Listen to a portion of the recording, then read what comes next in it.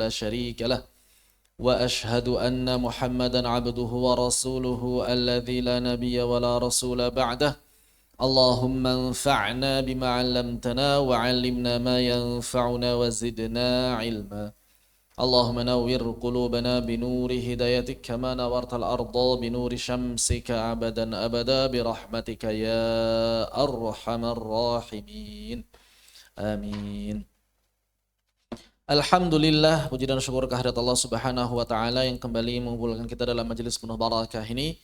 Kemudian salawat teriring salam semoga tetap tercurah limpahkan pada Nabiullah wa Rasulullah Muhammad sallallahu alaihi wasallam, juga pada keluarganya, para sahabat, para tabi'in, atba' tabi'in, dan juga semoga sampai pada kita sekalian beserta seluruh kaum muslimin hingga akhir zaman kelak, amin ya rabbal alamin.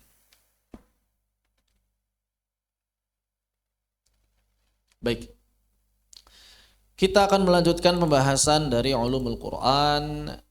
Di persoalan terakhir kita bahas Makki Madani. Sudah dikumpulin surah-surah Makkiyah Madaniyah? Sudah? Sudah. Ada yang berbeda pendapat para ulama ketemu? Belum tahu. Yang para ulama berbeda pendapat belum tahu. Ada sedikit catatan. Ahsan. Disimpan catatannya, insya Allah bermanfaat, baik untuk ujian maupun untuk pembelajaran ke depannya, insya Allah. Baik, kita lanjutkan pembahasan berikutnya, yaitu sababun nuzul atau asbab, biasanya lebih dikenal dengan asbab, sebab-sebab. An-nuzul, nuzul itu artinya adalah turun. Penting untuk kita pahami bahwa Al-Quran, ketika kita mempelajari nuzulul Quran, ketika kita mempelajari bab nuzulul Quran, bab turunnya Al-Quran, maka kita bisa melihat kita bisa melihat turunnya Al-Quran itu berdasarkan waktunya. Kita sudah bahas bahwa Al-Quran turun berdasarkan waktunya itu ada dua proses. Proses yang pertama adalah yang disebut sebagai inzalul Quran. Yang pertama adalah inzalul Quran. Kapan terjadinya inzalul Quran, masih ingat? Atau apa itu inzalul Quran? Apa itu inzalul Quran? Turunnya Al-Quran,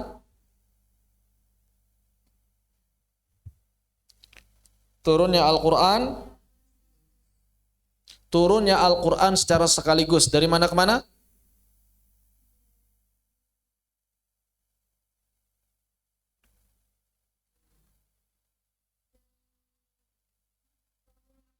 Dari Lauhul Mahfuz ke Baitul Izzah di langit dunia. Di langit dunia. Kapan terjadinya? Kapan terjadinya? Kapan kesalahan? Pada malam Qadar. Lailatul Qadar. Lailah itu malam, Al-Qadar itu Al-Qadar. Pada malam Qadar. Itulah turunnya Al-Quran secara sekaligus dari Lauhul Mahfuz ke Baitul Izzah di langit dunia. Adapun proses yang kedua adalah tanzilul Quran.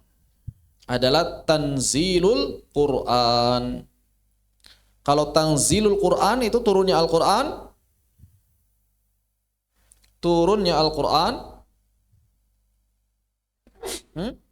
Gimana tanzilul Quran? Ya rahmatullah. Gimana tanzilul Quran? Turunnya Al-Quran secara berangsur-angsur, secara bertahap boleh. Selama berapa lama? Kurang lebih 23 tahun. kurang lebih 23 tahun. Waktunya bertahap, kurang 23 tahun. Dalam proses tanzilul Quran,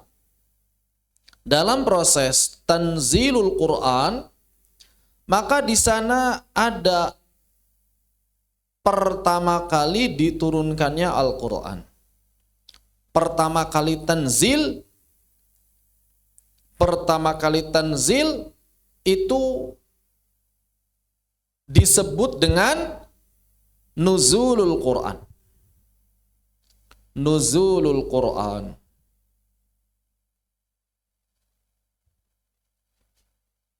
Kapan terjadinya nuzulul Quran? Kapan terjadinya nuzulul Quran?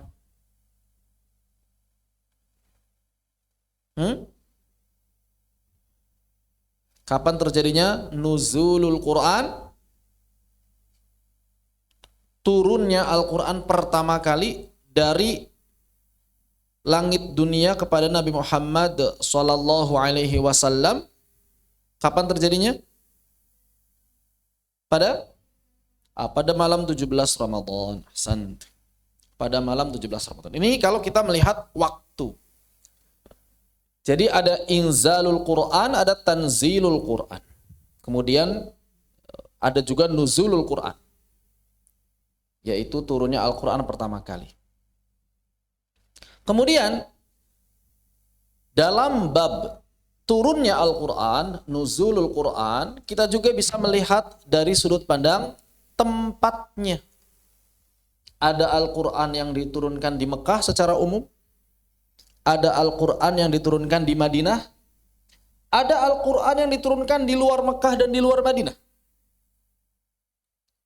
Ada Al-Quran yang diturunkan di Mekah, ada Al-Quran yang diturunkan di Madinah, dan ada Al-Quran yang diturunkan di luar kota Mekah maupun di luar kota Madinah. Di perjalanan di antara Mekah dan Madinah dan lain sebagainya. Sebagian telah kita singgung dalam permasalahan Maki Madani, walaupun Maki Madani sebetulnya acuan yang paling mu'tamad, yang menjadi pegangan itu bukan tempatnya, melainkan apanya? Melainkan periodenya. Dalam bab Maki Madani telah kita bahas bahwa periodisasi Al-Quran terbagi menjadi dua. Yang pertama periode Makki, yang kedua periode Madani. Apa yang dimaksud periode Makki?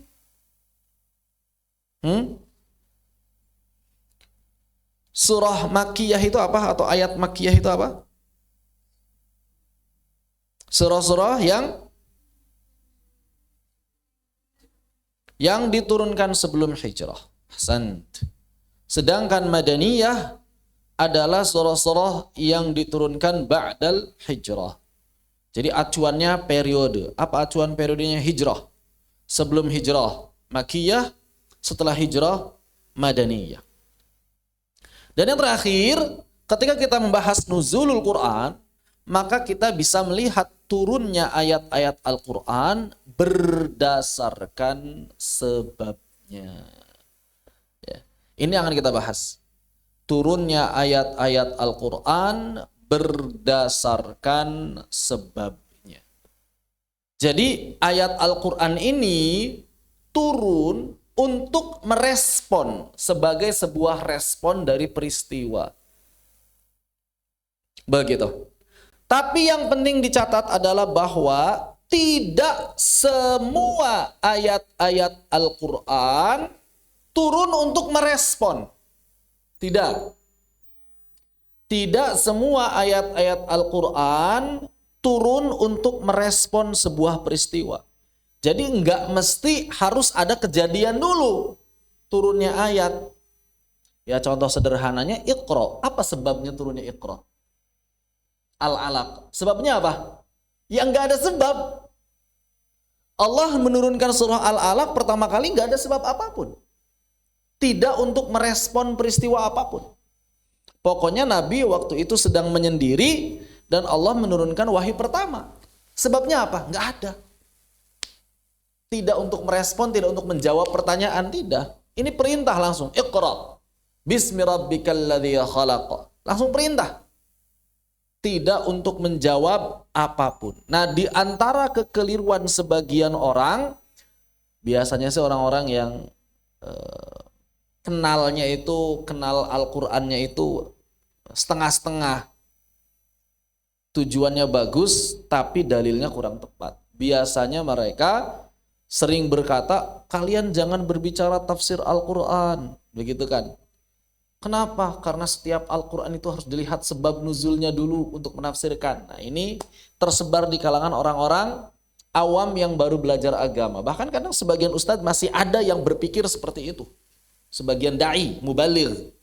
Kita nggak boleh sembarangan menafsirkan Al-Quran. Betul sampai di sini. Kita tidak boleh menafsirkan Al-Quran sembarangan. Itu betul.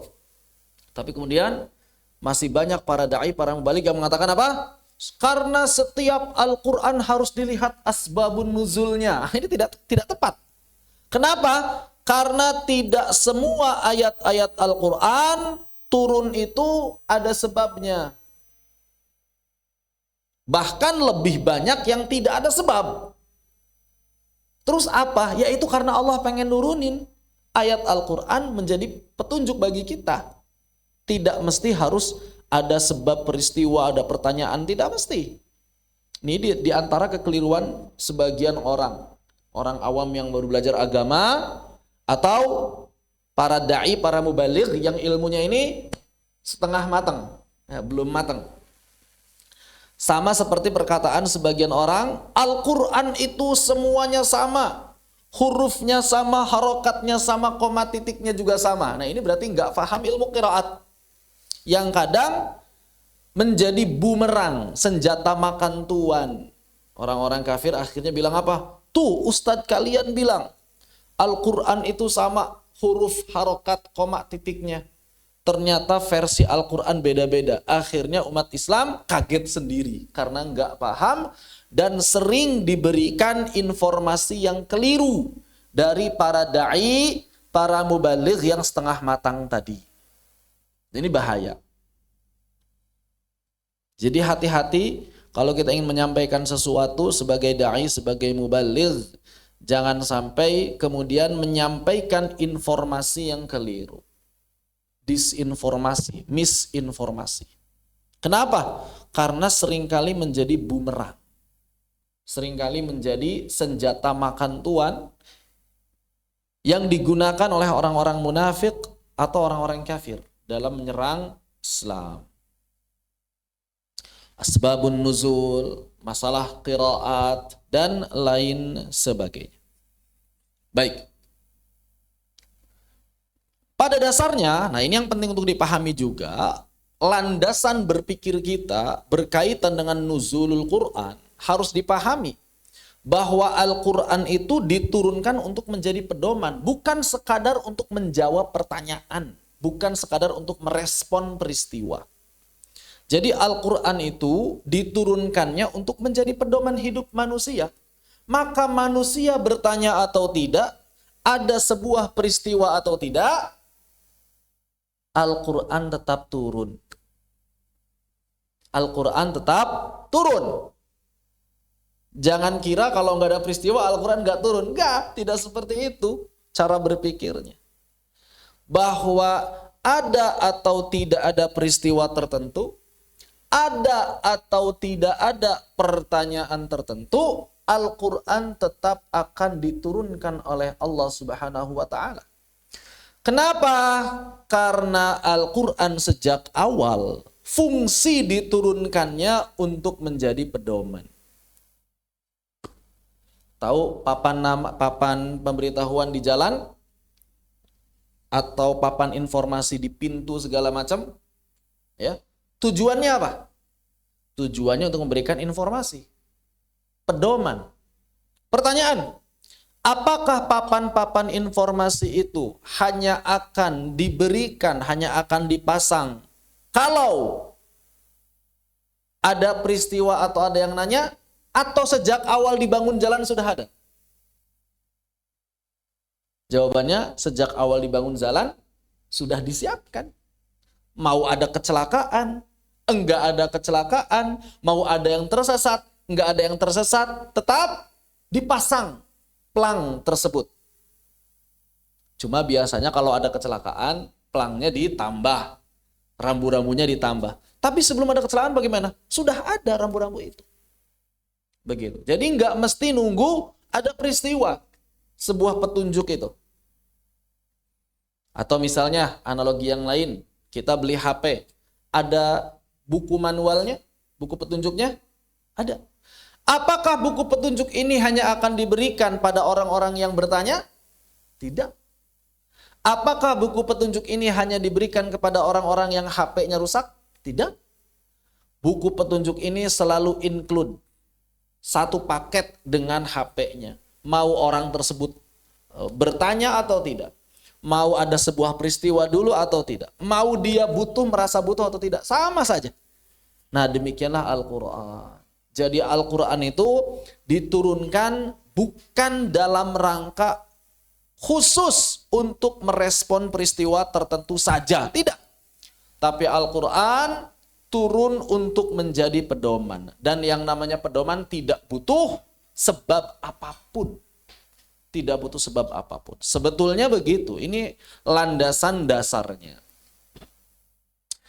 Nah, kemudian yang namanya hidup pasti ada interaksi. Interaksi personal, sosial, berbangsa, bermasyarakat, bahkan bernegara.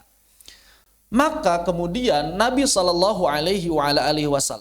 seringkali menghadapi persoalan atau pertanyaan yang membutuhkan penjelasan, yang membutuhkan jawaban atas apa yang mereka hadapi saat itu. Kadang jawabannya bisa berupa wahyu secara tidak langsung, hadis qudsi, hadis Nabi SAW, itu wahyu yang tidak langsung. Kadang jawabannya berupa wahyu secara langsung, yaitu Al-Quran. Kan ketika sahabat nanya, enggak mesti Nabi baca ayat kan? Banyak sahabat nanya, wahai Nabi, apa amalan yang paling utama? Apakah Nabi kemudian nunggu ayat dulu? Ya Allah, apa amalan paling utama? Enggak kan? Nabi bisa langsung menjawabnya dengan hadis. Itu wahyu tidak langsung. Begitu. Demikian pula misalnya kasus rajam yang terjadi pada masa Nabi. Kan Nabi enggak nunggu wahyu secara langsung. Wahai Nabi, saya berzina dan sedang mengandung. Nabi enggak nunggu ayat, ya Allah, apa ini jawabannya? Enggak mesti. Jadi ayat-ayat Al-Quran turun itu tidak mesti nunggu peristiwa. Dan peristiwa atau pertanyaan yang terjadi pada Nabi tidak mesti menghasilkan atau direspon oleh ayat. Kadang diresponnya oleh hadis. Kadang diresponnya oleh diskusi, musyawarah. Seperti masalah misalnya masalah ketika perang Badar. Nabi SAW berdiskusi dengan para sahabat. Kita sebaiknya bikin camp di depan sumur atau di belakang sumur. Kata Nabi, kita bikin campnya di belakang sumur aja. Tapi kata para sahabat tidak. Justru lebih enak di depan sumur. Karena itu lebih strategis dan menghalangi orang-orang kafir mengambil sumur. Cuma kita harus cepat jalannya. Begitu. Diskusi. Enggak mesti nunggu ayat. Ada ayatnya enggak? Enggak ada. Enggak ada. Tapi memang ada beberapa peristiwa yang menjadi sebab diturunkannya ayat. Nah, ini penting. Ada sebuah peristiwa, ada ayat yang turun. Ini enggak mesti harus langsung dikaitkan terus. Ada sebagian orang mengira harus seperti itu. Itu kekeliruan. Ada ayat yang turun tanpa didahului sebab atau peristiwa atau pertanyaan. Ada pertanyaan, ada peristiwa yang tidak mesti harus selalu direspon oleh ayat. Ada yang direspon oleh hal-hal yang lain. Kemudian kadang Nabi sendiri juga membutuhkan solusi. Maka sebagian pertanyaan, permasalahan yang dihadapi oleh Nabi tadi yang tidak bisa diselesaikan melalui forum-forum diskusi, tidak bisa diselesaikan kecuali melalui wahyu secara langsung, maka baru Al-Quran turun untuk menjawab persoalan tersebut. Seperti misalnya pertanyaan apa? Pertanyaan orang-orang kafir mengenai Dzulqarnain. Ini kan nggak bisa Nabi ngarang sendiri. Nggak bisa juga diskusi sama para sahabat. Para sahabat pernah tahu. Maka tidak ada cara lain kecuali meminta pada Allah Subhanahu wa Ta'ala. Atau misalnya perkara-perkara ghaib, maka Nabi nggak tahu. Nah, perkara-perkara seperti ini yang butuh direspon oleh ayat-ayat Al-Quran. Begitu. Jadi tidak mesti ayat Al-Quran itu turun ada sebabnya. Ini poin pertama. Tidak mesti juga sebuah peristiwa atau pertanyaan direspon oleh ayat. Ada pertanyaan atau peristiwa yang direspon oleh ayat, ada yang tidak. Begitu. Wallahu ta'ala. Baik. Lalu apa definisi sebab nuzul itu sendiri? Secara bahasa, sebab atau asbab ini jamak dari sebab. Ya, udah jadi bahasa Indonesia. Sebab, sabab. Bahasa Arabnya sabab. Bismillahirrahmanirrahim.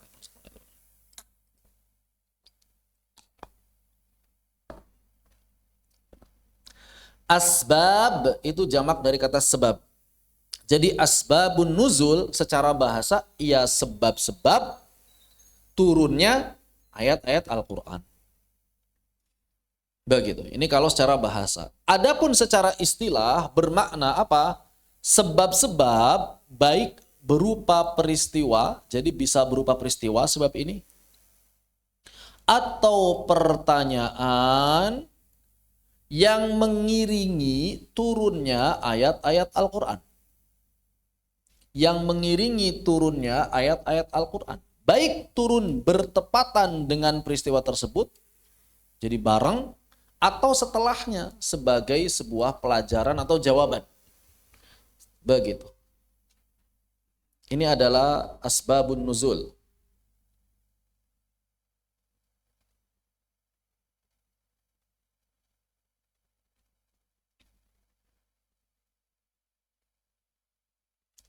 Apa yang menjadi acuan kalau kita ingin mencari sebab turunnya Al-Quran? Maka acuan dalam asbabun nuzul hanya satu. Apa itu? Ar-riwayah. Acuan dalam asbabun nuzul hanya satu, yaitu riwayah. Artinya tidak ada ruang ijtihad. Apakah benar-benar murni riwayat? Ya ada ruang ijtihad, tapi ruang ijtihadnya itu bukan benar-benar ijtihad mustaqil, ijtihad secara independen, tapi sebatas untuk mencocokkan riwayat dengan ayat. Itu aja. Jadi ijtihad para ulama yang pertama dari sisi keabsahan riwayatnya, menguji validitas riwayat. Yang kedua menguji korelasi antara riwayat dengan ayat. Itu aja. Riwayat yang datang dari siapa? Bisa datang dari sahabat, bisa datang dari tabi'in.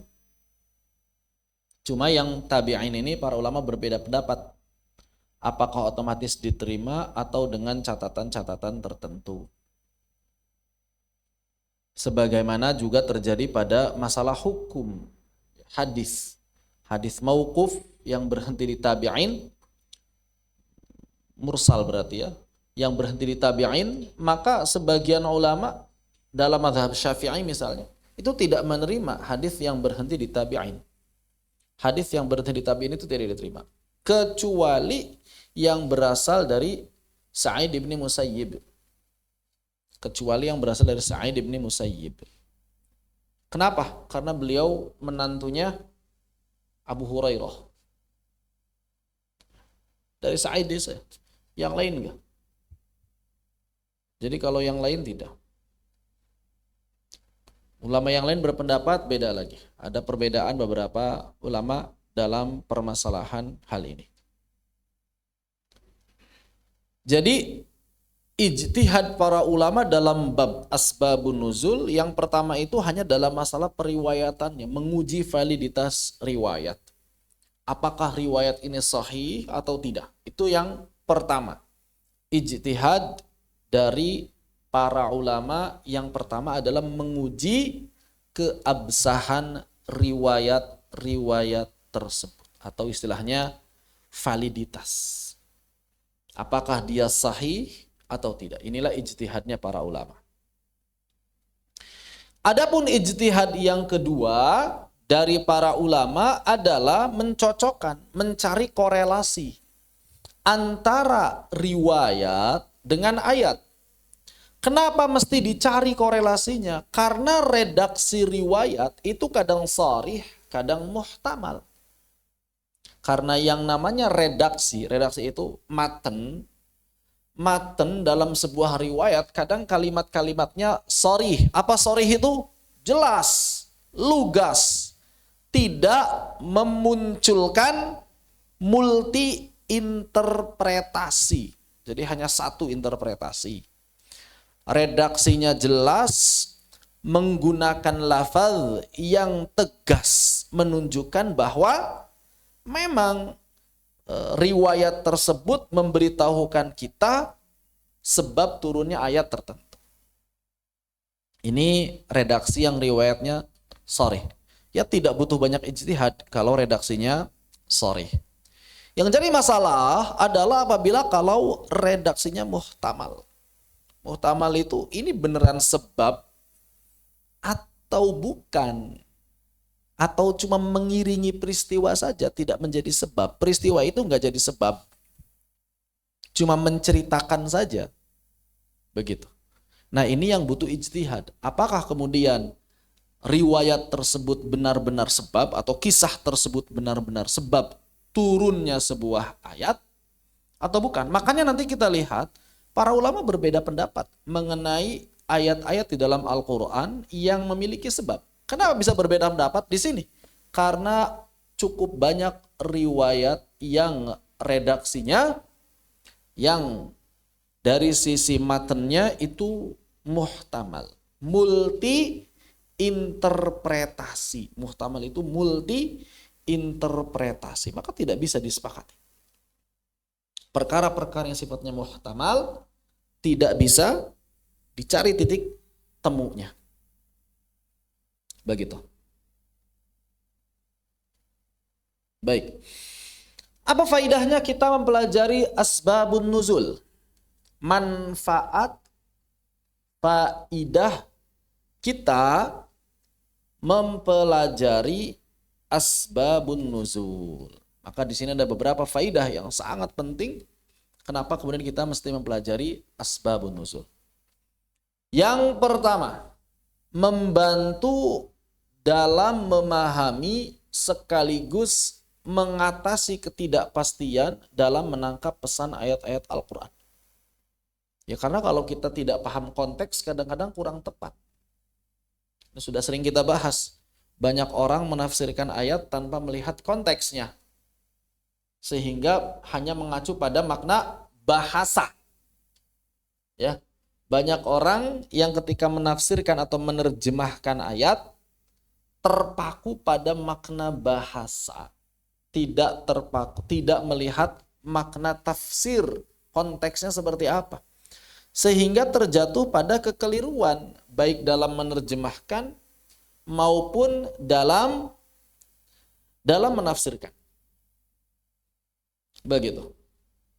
Ini yang pertama, membantu dalam memahami sekaligus mengatasi ketidakpastian dalam menangkap pesan ayat-ayat Al-Quran. Jadi membantu memperjelas supaya kita ini pahamnya itu benar. Bukan sekadar paham sesuai dengan pemahaman pribadi, tapi benar-benar sesuai dengan apa yang diinginkan oleh Allah atau mendekatinya. Yang kedua, mengatasi keraguan ayat yang diduga mengandung pengertian umum. Karena kadang ada ayat yang dia ini memang khusus berbicara mengenai hal tersebut dan tidak berlaku bagi yang lain.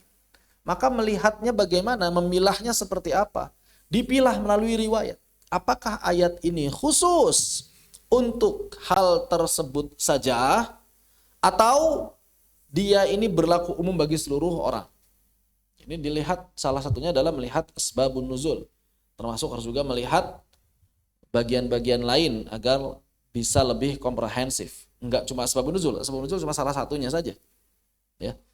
Apalagi kalau dalam ilmu tafsir nanti kita bahas dalam qawaid bahwa hukum asalnya ayat itu adalah al-ibrah ala umumil lafaz. Jadi ibrah itu bergantung pada keumuman lafaznya. La bi khususi sabab. Bukan berdasarkan kekhususan sebabnya. Makanya memahami sebabun nuzul, kita bisa melihat ini ayat umum atau khusus. Begitu. Kemudian yang ketiga, mengkhususkan hukum yang terkandung dalam Al-Quran. Bagi ulama yang berpendapat bahwa yang menjadi pegangan adalah sebab, bukan lafaz. Ada sebagian ulama, kalau jumhur, mayoritas ulama berpendapat lafaz didahulukan daripada sebab. Tapi ada sebagian ulama yang mengatakan sebaliknya. Sebab didahulukan daripada lafaz. Maka bagi ulama yang berpendapat sebab didahulukan daripada lafaz, jelas mengetahui sebabun nuzul ini menjadi perkara yang harus lazim. Gak bisa enggak. Kenapa? Karena menurut madhab ini sebab didahulukan daripada lafaz. Adapun jumhur, kebanyakan ulama berpendapat lafaz didahulukan daripada sebab. Kemudian mengetahui hikmah yang mendorong pensyariatan sebuah hukum. Jadi kita bisa memahami, oh ternyata bisa mengambil pelajaran.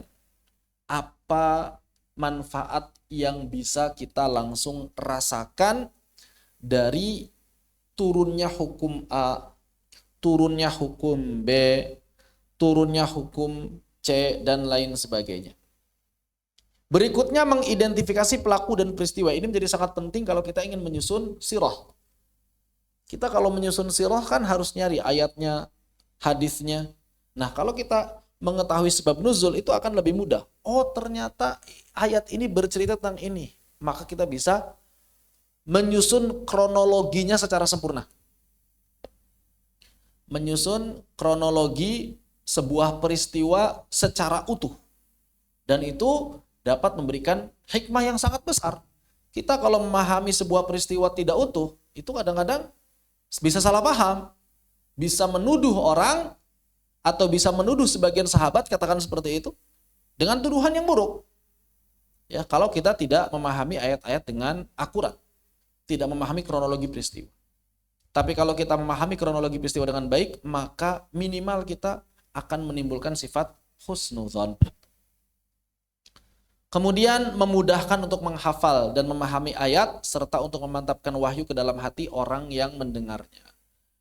Karena salah satu tujuan Al-Quran adalah untuk mentadaburinya. Dan kalau kita paham kisahnya secara benar-benar, itu akan lebih terasa dalam tadabbur, ya, akan lebih terasa dalam merenunginya, akan lebih mudah dihafal. Makanya sangat penting antum memahami bahasa Arab, memahami tafsir sebelum nuzul itu untuk mempermudah menghafal. Dan oleh karena itu mungkin antum juga merasakan, kalau saya merasakan sendiri, menghafalkan ayat-ayat kisah itu lebih mudah dibandingkan menghafalkan ayat-ayat hukum.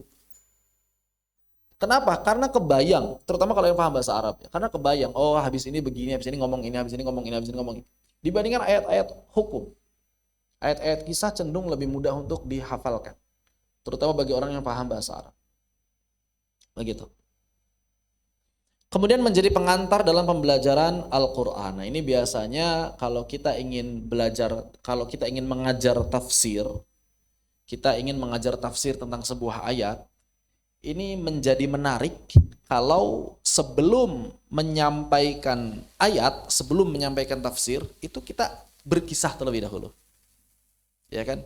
Karena akan membuat orang-orang itu lebih menarik. Atau misalnya untuk mau khutbah, cari ayat-ayat yang ada sebab nuzulnya supaya lebih menarik perhatian orang-orang. Kisahkan dulu. Kemudian nanti di penghujung khutbahnya diceritakan bahwa peristiwa tadi menjadi sebab turunnya ayat ini. Baru dijelaskan ayat. Itu lebih meresap. Biasanya begitu. Ini salah satu metode mengajarkan tafsir Al-Quran. Yaitu menyampaikan asbabun nuzulnya terlebih dahulu. Seperti itu. Baik. Ini beberapa pengantar kita menuju asbabun nuzul, dan memang sebetulnya seperti yang pernah kami sampaikan, seluruh bab dalam ulumul Quran yang kita bahas semuanya pengantar ya. Jadi kita nggak bahas misalnya seluruh ayat asbabun nuzulnya apa saja yang dibahas, enggak. Saya di sini hanya akan memberikan pengantar, yang namanya pengantar yang nganterin doang. Sisanya maka silakan antum lanjutkan sendiri seperti dalam bab Maki Madani. Maka antum silakan explore sendiri dalam bab Maki Madani yang kemarin telah kita sampaikan. Apa saja yang para ulama berbeda pendapat, apa sebab perbedaan pendapat, ya silakan dieksplor. Karena tugas saya hanya mengantarkan antum sekalian. Demikian pula dalam persoalan asbabun nuzul. Maka saya hanya akan mengantarkan dan memberikan sebagian contoh saja.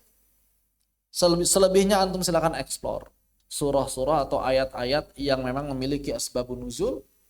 Bisa buka misalnya kitab Asbabun Nuzul Imam As-Suyuti, itu sudah cukup lengkap. Begitu. Baik. Konsep yang penting yang tadi telah kita bahas bersama bahwa ada Al-Quran yang turun tanpa didahului oleh peristiwa atau pertanyaan.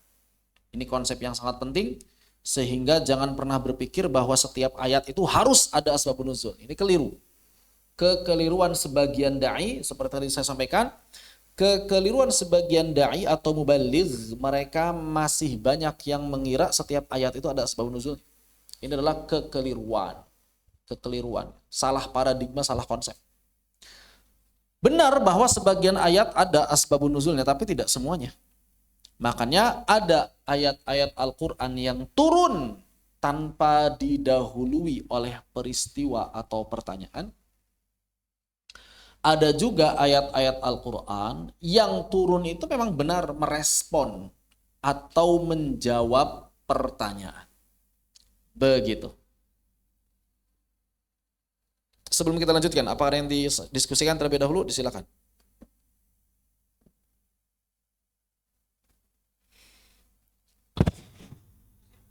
Silakan, Fadol. Silakan.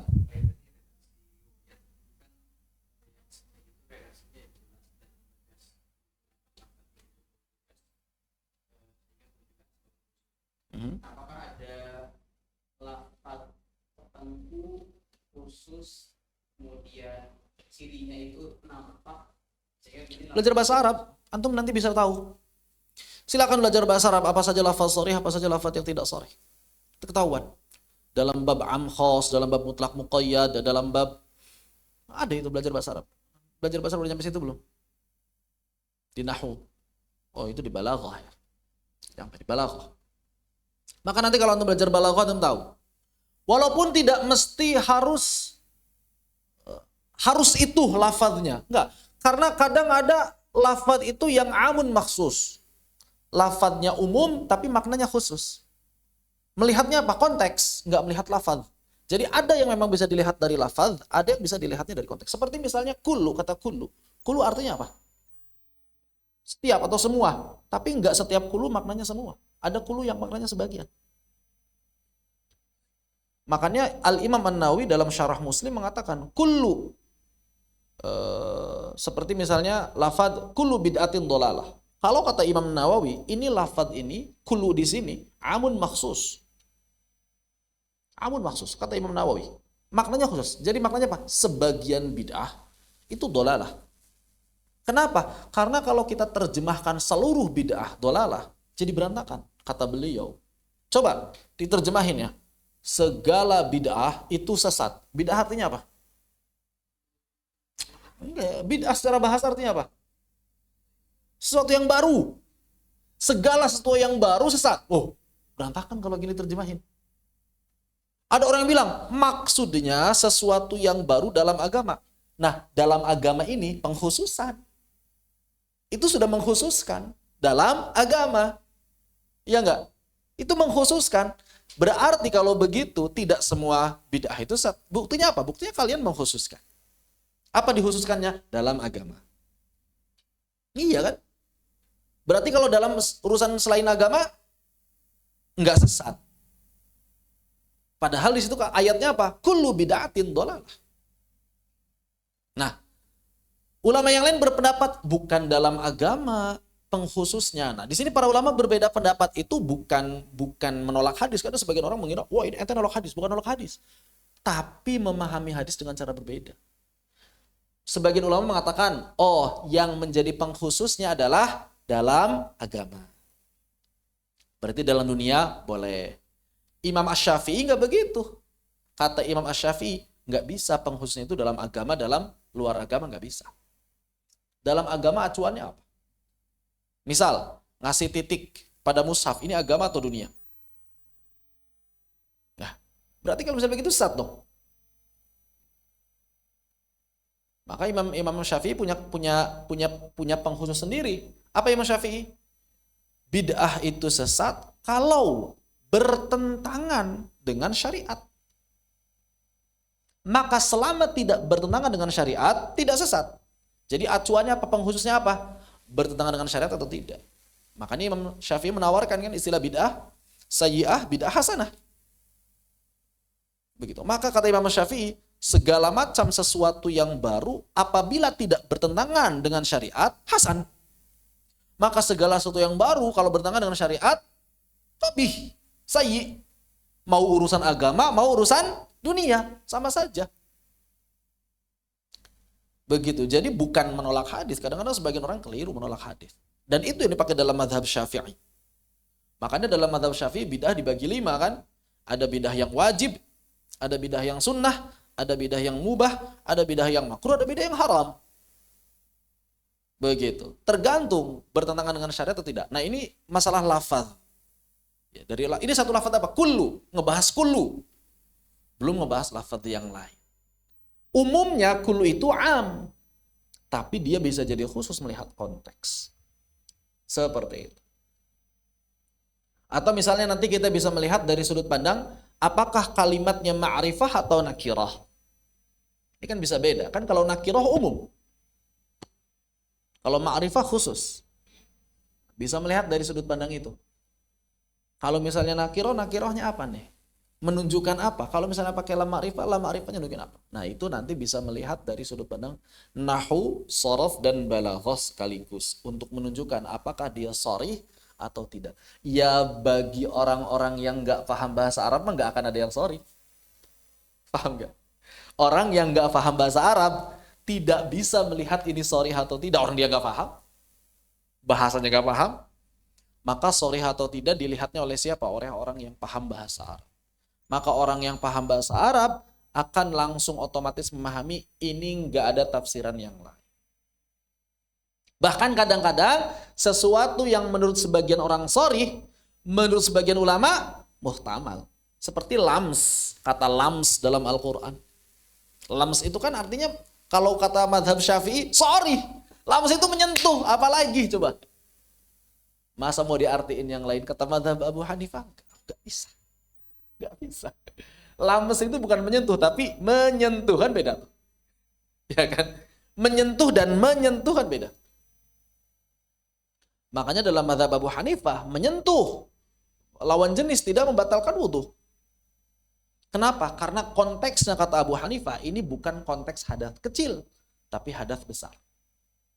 Kenapa? Karena hadas kecil sudah diwakili oleh ghaid. Kan ini lagi ngebahas tayamum katanya. Begitu kan? Nah, kalau kamu ghaid atau menyentuh wanita, nah ini kalau kamu hadas kecil atau kamu hadas besar, itu kata pemahaman Abu Hanifah. Oh, bisa begitu. Nah, inilah pentingnya memahami salah satunya asbabun nuzul sehingga kita bisa mengetahui. Itu melihat riwayah yang sharih yang tidak itu begitu. Bisa jadi satu hal menurut kita sharih, menurut ulama lain tidak. Atau misalnya la sholata liman lam yaqra bi Fatihatil Kitab. Ini ada riwayah nih. Kalimatnya bagaimana? Tidak ada sholat bagi orang yang tidak membaca Fatihah. Sharih enggak? Menurut Imam Abu Hanifah enggak sharih. Kok bisa? Karena menurut Imam Abu Hanifah ini maknanya adalah la sholata di sini bukan tidak ada sholat, tapi la takmulus sholah, tidak sempurna sholat. Tidak sempurna sholat. Berarti kalau misalnya ada Al-Fatihah, sudah sah. Sah, cuma nggak sempurna. Beda. Beda. Dalilnya apa? Dalilnya hadis yang lain. La yu'minuna ahadukum hatta yuhibba li akhihi ma yuhibbu li nafsihi. Kalimat ini tidak beriman. Berarti kalau tidak beriman, kalau antum enggak bisa mencintai saudara sebagaimana mencintai diri antum, hukumnya apa? Kafir berarti. Pertanyaan, ada enggak ulama yang berpendapat kafir? Enggak ada. Karena di sini para ulama sepakat tidak sempurna keimanan, bukan hilang. Nah, kalau kata mazhab Abu Hanifah, kalau di hadis itu kita bisa tafsirkan sebagai tidak sempurna iman, berarti dalam hadis yang ini bisa kita tafsirkan sebagai tidak sempurna salat. Itu argumentasinya. Begitu. Oh, seperti itu. Memahami riwayat. Makanya kalau kita nggak paham bahasa Arab, balaghah, nggak paham pendapat para ulama dan dalil-dalil mereka, kita gampang nyalahin orang lain karena ilmu kita sedikit. Kita cuma paham apa yang kita lihat. Oh, menurut kita ini hadisnya jelas ya, kata antum jelas. Iya kan? Hadisnya sorry. Nggak bisa. Kata antum sorry, kata ulama yang lain belum bisa, belum tentu sorry. Ada dalil lain yang membuat dipalingkan dari yang sorry menjadi yang muhtamad.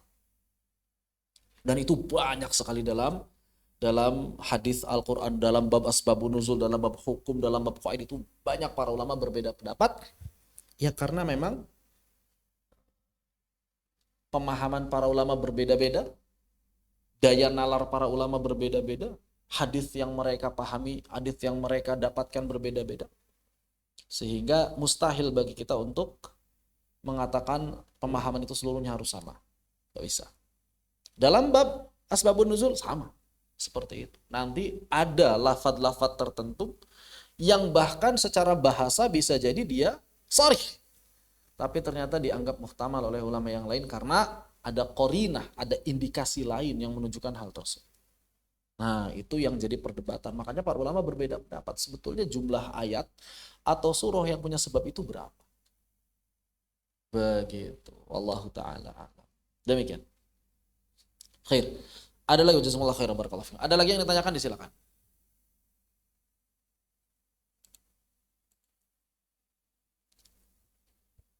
Kalau tidak ada, kita lanjutkan. Lanjutan dari konsep ini, maka beberapa poin yang mesti kita pahami tadi sudah disampaikan di awal. Nah, di sini makanya para ulama berbeda pendapat. Tidak semua ayat Al-Quran mempunyai sebab nuzul. Menurut madhab 6234 atau 6 madhab ayat aja beda pendapat para ulama. Ada berapa madhab ayat, jumlah ayat? Minimal ada 8. Minimal ada 8. Madhab Kufah kita berapa? Madhab Kufah berapa? 62, 6236. Ini madhab yang lain ini. Saya keliru. Ini enggak, saya ngambil dari buku. Bukunya memang nulisnya 6234. Jadi saya enggak berhak mengubah sebetulnya. Ya, dari buku tersebut disebutkan beliau menyebutnya 6234. Tapi kalau madhab kita yang digunakan kebanyakan kaum muslimin adalah 6236. Itu yang terbanyak. Enggak ada yang lebih dari 6236 perhitungan ayat. Kalau jumlah ayatnya beda enggak? Enggak. Jumlahnya doang yang beda, ayatnya sama. Kenapa? Karena yang berbeda hanya pemenggalannya saja. Ini baru saya tambahkan. Belum ada di yang PDF itu, belum ada ini. Maka tidak semua ayat Al-Quran mempunyai asbabun nuzul. Dari total 6234 atau 6206 atau 6210 atau 62 sekian atau 6236, maka ternyata ada yang mengatakan yang punya asbabun nuzul hanya 11%. Hanya 11% saja. 11,46. Ada yang mengatakan 11,40. 11,40 Al-Imam Suyuti. Ada yang mengatakan 5%. Begitu. Ya. Dan dari 114 surah yang ayat-ayatnya, yang di dalam ayatnya itu ada asbabun nuzul, ada cukup banyak kalau hitungannya surah. Tapi ingat, satu surah itu kadang ayatnya banyak. Ini dihitungnya surah apa saja yang ayatnya punya sebab nuzul, bukan surahnya punya sebab nuzul, paham nggak? Poin yang kedua ini paham nggak? Jadi dari 114 surah ini, kan ayat ada banyak. Nah, yang punya sebab nuzul ayat di surah apa saja? Maka ada yang mengatakan 82 surah, ada yang mengatakan 103 surah, ada yang mengatakan 55 surah. Bukan per ayat hitungannya, tapi per surah. Surah yang ayatnya itu punya sebab nuzul. Tapi ingat, tidak semua ayat dalam surah tersebut punya sebab nuzul. Maksudnya begitu. Misalnya Al-Baqarah. Al-Baqarah ayatnya banyak. Kalau kita sebut nama surahnya, apakah dalam surah Al-Baqarah ada ayat yang punya sebab nuzul? Kita jawab, iya. Tapi apakah semua ayat dalam Al-Baqarah punya sebab nuzul? Jawabannya tidak. Lebih banyak mana? Dalam surah Al-Baqarah yang punya sebab nuzul atau yang tidak punya sebab nuzul? Yang tidak punya sebab nuzul. Begitu. Jangan terkecoh dengan angka besar di poin kedua ini. Ya, karena beda hitungan.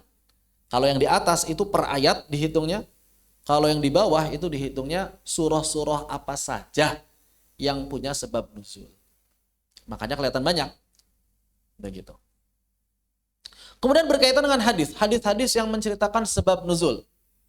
Maka dari kitab yang disebutkan, kitabnya Imam Wahidi, kitabnya Imam Suyuti, kitabnya Imam Wadi'i, maka menurut Imam Wahidi ada sekitar 885 hadis. Menurut Imam As-Suyuti ada hampir 1000 hadis, menurut Imam Wadi'i ada 330 hadis. Sedikit sekali dibandingkan jumlah total hadis. Begitu. Jumlah total hadis yang sampai kepada kita kan puluhan ribu. Bahkan bisa jadi mungkin kalau dipisah sanad-sanadnya segala macam bisa ratusan ribu bahkan jutaan. Tapi hanya sekitar 1000-an hadis saja. Jadi mungkin sekitar 1% kurang, ya. 1% kurang. Kurang dari 1% yang menceritakan sebab nuzul. Begitu. Ini konsep yang penting untuk dipahami, ya. Kemudian konsep lain yang juga penting untuk kita pahami, bedakan antara ayat yang turun karena sebab tertentu dengan ayat yang turun berkaitan dengan peristiwa tertentu, tapi bukan sebabnya. Ya, contoh gampangnya adalah ayat yang menceritakan kisah Nabi Adam. Pertanyaan, ayat ini turun apakah kemudian disebabkan peristiwa Nabi Adam atau bukan? Misal, ayat di surah Al-Baqarah ada cerita Nabi Adam kan? Pertanyaan, cerita Nabi Adam itu disebut sebab nuzul bukan? Disebut sebab nuzul bukan? Ya bukan. Orang ceritanya udah lama Nabi Adamnya. Berarti ayat Nabi Adam di dalam Al-Baqarah, di dalam surah-surah yang lain, atau Nabi Musa atau Nabi Isa, maka itu semuanya bukan sebab nuzul kisah-kisah tadi. Tapi kisah-kisah tersebut hanya diceritakan oleh Al-Quran, tidak menjadi sebab nuzul. Apa sebab nuzulnya turunnya Nabi Adam? Apakah kemudian Nabi Adam turun di hadapan Nabi Muhammad? Kan enggak. Ayat itu ya turun aja menceritakan. Begitu. Apabila ayat turun karena sebab tertentu, jadi benar-benar untuk merespon, maka sebab tersebut adalah sebab nuzul. Jadi apabila sebuah ayat turun untuk merespon atau menjawab pertanyaan tertentu, maka pertanyaan atau peristiwa tersebut disebut dengan sebab nuzul.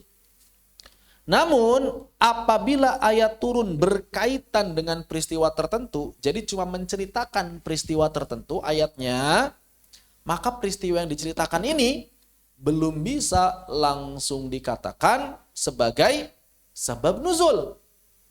Jadi jangan langsung otomatis ini kan ayat bercerita tentang itu, berarti cerita itu sebabnya, bukan. Enggak mesti seperti itu. Ya, begitu. Bismillahirrahmanirrahim.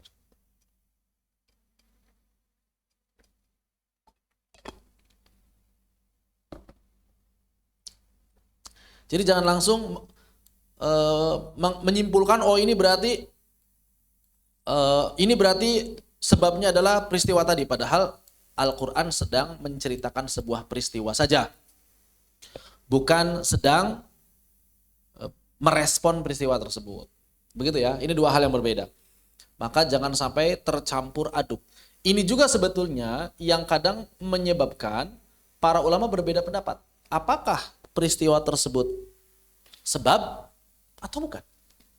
Begitu. Jadi kadang para ulama berbeda pendapat. Ada hadis kok kelihatannya hadis ini berhubungan dengan ayat ini nih. Apakah ayat ini benar-benar turun gara-gara peristiwa ini atau sebenarnya enggak? Cuma nyeritain aja. Nah, begitu ya. Jadi dua hal yang berbeda. Al-Quran yang langsung merespon dan menjawab sebuah peristiwa atau pertanyaan, atau Al-Quran sekedar menceritakan saja. Itu dua hal yang berbeda. Lalu sebab nuzul itu yang dimaksud dengan sebab turunnya Al-Quran bisa dilihat dari berapa hal. Maka sebab turunnya Al-Quran bisa dilihat dari dua hal. Yang pertama adalah peristiwa, yang kedua adalah pertanyaan. Nah, yang bisa menjadi sebab turunnya Al-Quran bisa sebuah peristiwa atau bisa pertanyaan. Dua ini saja. Yang pertama kita bahas sebab peristiwa. Ini langsung contoh nih. Beberapa contoh sebab nuzul yang berkaitan dengan peristiwa tertentu.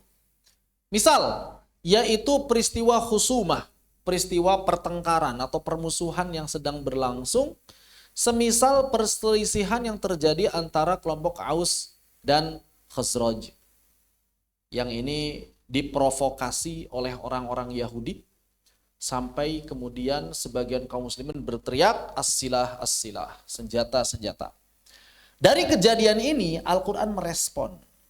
Merespon dengan apa? Dengan turunnya surah Ali Imran ayat 100 sampai beberapa ayat berikutnya.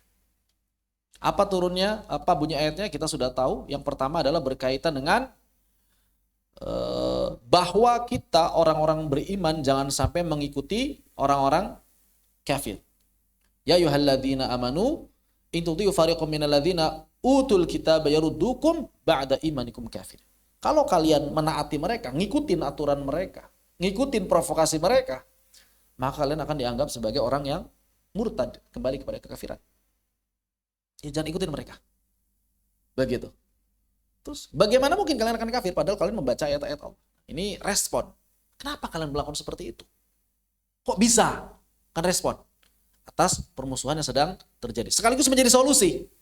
Sekaligus menjadi solusi. Jangan, kata Allah, jangan bertengkar, jangan bermusuhan. Kemudian di ayat berikutnya lebih tegas lagi Allah Subhanahu wa taala setelah kemudian berfirman ya ayyuhalladzina amanu taqullaha haqqa tuqatih wa la tamutunna illa wa antum muslimun, di sini wa'tasimu bihablillahi jami'a wa la tafarraqu. Ini lebih tegas lagi. Ini benar-benar sedang merespon. Ya, begitu. Bahkan kemudian Allah langsung menyebutkan secara spesifik wadhkuru ni'matallahi 'alaikum id kuntum a'da. Ini kan merespon, ini kan Allah Subhanahu wa taala ingin memberikan solusi. Ingat enggak sih? Kalian itu dulu sebelum ini itu bermusuhan lebih parah. Fa'alafa baina qulubikum fasbahtum bi ni'matihi ikhwana. Ya. Bukankah kalian dulu bermusuh-musuhan, banyak peperangan, pertumpahan darah. Kemudian Allah sudah menyatukan hati kalian dan kalian merasakan kenikmatan menjadi saudara kan? Ya udah, kalau ada perselisihan jangan sampai jadi sesuatu yang membuat kalian bermusuhan kembali. Begitu. Ya. Kenapa? Karena permusuhan akan menjerumuskan kalian ke dalam neraka dan Allah sudah menyelamatkan kalian dari itu. Ini solusi. Jadi damaikan. Fa'aslihu. Begitu. Allah Ta'ala a'lam. Begitu. Ini beberapa contoh yang berkaitan dengan permusuhan. Peristiwanya adalah peristiwa perselisihan antara Aus dan Khazraj gara-gara provokasi orang-orang ahli kitab, orang-orang Yahudi pada saat itu.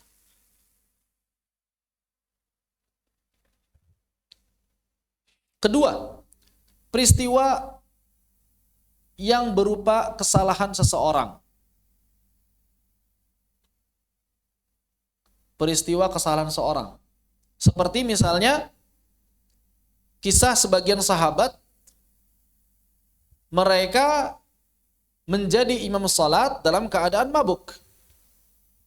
Ada sebagian sahabat yang masih mabuk, kemudian menjadi imam salat dan membaca ayat Al-Kafirun. Qul ya ayyuhal kafirun la a'budu ma ta'budun wala antum 'abiduna ma a'bud. Nah, wala ana 'abidum ma 'abadtum. Wala ana 'abidum ma 'abadtum. Bacanya. wala ana 'abidum ma abattum. Maka aku pasti akan menyembah apa yang kalian sembah. Wala ana 'abidum ma abattum. Padahal wala ana 'abidum ma abattum. Dibaca wala ana 'abidum ma abattum.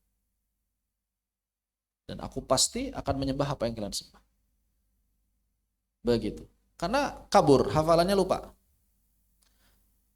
Maka kemudian Allah Subhanahu wa taala setelah untuk merespon ayat ini, untuk merespon peristiwa ini, Allah memaafkan orang tersebut, namun Allah Subhanahu wa taala mengatakan apa? Ya ayyuhalladzina amanu la taqrabus sholata wa antum sukara. Ini bagian dari peristiwa bertahapnya pengharaman khamr juga. Sebelumnya kan gak ada larangan sama sekali. Ada yang nanya, yas'alunaka 'anil khamri wal maisir, Allah cuma jawab apa? Ya, di sana ada manfaat tapi banyak madaratnya, udah gitu aja. Belum ada larangan sama sekali. Maka sebagian sahabat ada tuh yang masih minum khamr, ya karena kayak ngopi aja kalau zaman sekarang. Jadi khamr di zaman dulu, zaman sekarang itu ngopi aja begitu. Ya. Jadi ngopi. Bahkan istilah gahwah sendiri kan itu zaman dulu digunakan buat khamr. Khamr itu gahwah disebutnya. Makanya kalau misalnya antum lihat fatwa-fatwa para ulama, orang yang suka minum gahwah itu adalah cirinya orang munafik. Itu bukan gahwah kopi, gahwah khamr. Jangan sampai salah itu. Jadi gahwah itu syurbul munafikin, minumannya orang-orang munafik. Iyalah, gahwah zaman dulu itu khamr. Jadi para sahabat ya minum khamr kayak minum teh, kayak minum kopi zaman sekarang, zaman dulu itu, karena belum ada pengharaman. Namun ternyata terjadi peristiwa ini. Peristiwa di mana sebagian sahabat menjadi imam sholat dan lupa ayat, parah ayatnya. Maka kemudian Allah menurunkan larangan. Cuma larangnya apa? Larangannya jangan minum khamr kalau mau sholat. Berarti kalau udah selesai sholat, ya boleh. Pada saat itu. Maka pada saat itu ya para sahabat mau sholat seger-seger dulu. Tapi udah selesai sholat, ya masih ada yang masih minum minuman keras. Sampai akhirnya Allah menurunkan ayat yang keras berkaitan dengan khamr. Min amalis syaitan, udah selesai. Nah begitu. Jadi ini sebab peristiwa, merespon peristiwa adanya kekeliruan di dalam sholat yang fatal. Cuma yang menarik di sini kalimatnya hatta ta'lamu ma taqulun. Ini kalau kita pakai tafsirannya orang-orang sufi, maka jangan sampai sholat kita sekarang sama nilainya dengan sholatnya orang yang mabuk. Paham gak maknanya? Allah mengatakan, jangan dekati sholat sampai engkau memahami apa yang engkau ucapkan. Pertanyaan, kebanyakan orang zaman sekarang paham nggak apa yang diucapkannya di dalam salat? Kebanyakan enggak. Maka nilainya khawatirnya sama nilai salatnya dengan nilainya orang yang mabuk. Ini tafsiran sebagian ulama sufi seperti itu. Ini mendalam. Teguran sekaligus tamparan bagi kita yang nggak paham apa yang kita ucapkan di dalam salat. Maka kalau kita nggak paham apa yang kita ucapkan dalam salat, iya berarti salat kita salatnya orang yang mabuk. Dan Allah mengatakan la taqrabus shalah, jangan dekati salat. Artinya apa? Belajar dulu. Konteksnya kan begitu. Ya. Kalau melihat dari sudut pandang yang lain. Nah, ini ayat yang sangat bagus. Agar orang-orang itu bersemangat untuk memahami apa yang diucapkan di dalam sholat. Jangan sampai sholatnya menjadi sholat orang-orang yang mabuk yang nggak dapat pahala. Orang mabuk sholatnya dapat pahala nggak dapat. Nah, begitu ya. Wallahu a'lam. Ini contoh yang kedua. Sholat dalam keadaan ngantuk itu kalau misalnya sampai hilang akal, batal. Bisa batal itu. Benar sampai hilang akal itu bisa batal. Begitu. Tapi kalau misalnya sekadar ngantuk, beda ngantuk sama tidur ya. Beda ngantuk sama tidur. Kalau ngantuk berat makruh. Tapi kalau sampai tidur itu bisa batal.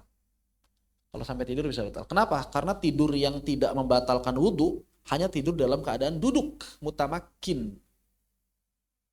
Duduk mutamakin. Kita kalau lagi sholat, kapan duduk mutamakin? Mungkin ketika tahiyat akhir doang, itu duduk mutamakin. Yang lain nggak, dia duduk mutamakin. Maka membatalkan sholat berarti kalau tidur. Berarti tidur ketika berdiri, ya batal. Tidur ketika sujud, ya batal. Tidur ketika ruku, ya batal. Harus wudhu lagi bahkan, bukan cuma batal sholatnya. Tapi kalau ngantuk, makruh, nggak sampai batal.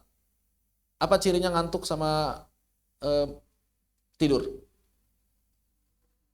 Ngantuk itu walaupun merem masih kedengeran suara, masih bisa merasakan suasana. Itu namanya ngantuk.